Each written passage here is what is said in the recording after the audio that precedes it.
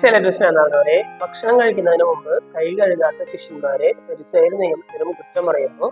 ശിഷ്യന്മാരെ ഡിഫെൻഡ് ചെയ്ത് സംസാരിക്കുന്ന ഈശോയാണ് സുവിശേഷത്തിൽ നമ്മൾ കണ്ടത്. ഈശോ ശിഷ്യന്മാരെ സപ്പോർട്ട് ചെയ്തുകൊണ്ട് ഫരിസയരോട് നിയമത്തിനോട് പറയുകയാണ്, ഏശയ്യാ പ്രവാചകൻ നിങ്ങളെ കുറിച്ച് കൃത്യമായി തന്നെ പ്രവചിച്ചു. കാരണം ഈ ജനം അധരം കൊണ്ട് എന്നെ ബഹുമാനിക്കുന്നാൽ അവരുടെ ഹൃദയം എന്നിൽ നിന്നും വളരെ അകലെ എത്രേ എന്ന് പറയുകയാണ് ഈശോ. ഈശോ ഈ വചനം ഇവിടെ ഉദ്ധരിക്കുമ്പോൾ ഈശോയുടെ മനസ്സിൽ നമ്മൾ പഠിപ്പിക്കാനായിട്ട് ഉദ്ദേശിക്കുന്ന ഒരു കാര്യമുണ്ട്. എന്താണത്? നിങ്ങൾ പ്രാർത്ഥിക്കുമ്പോൾ നിങ്ങളുടെ ഹൃദയം എവിടെയാണെന്നും നിങ്ങളുടെ മനസ്സ് എവിടെയാണെന്നും ദൈവത്തിന് കൃത്യമായിട്ട് അറിയാം. അധരവ്യായാമത്തിന് മാർക്ക് ഇടുന്ന ഒരു ദൈവമല്ല നമ്മളിൽ, മറിച്ച് നിങ്ങളുടെ ഹൃദയങ്ങളെ പരിശോധിക്കുന്ന ഒരു ദൈവമാണ് നമ്മുടെ.